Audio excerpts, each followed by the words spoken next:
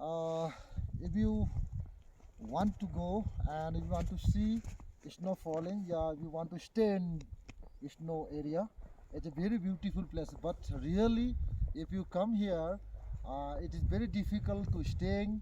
It's very cool.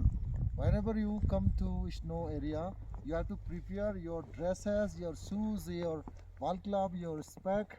If you have not spec, then you may be problem and side effect of snow blindness.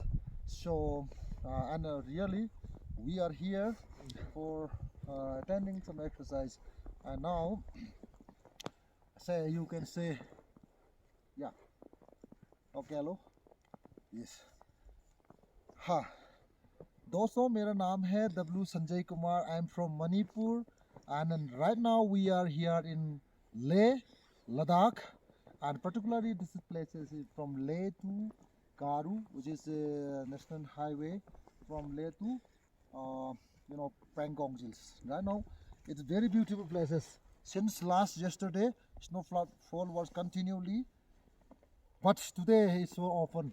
And thank you for watching. Bye bye.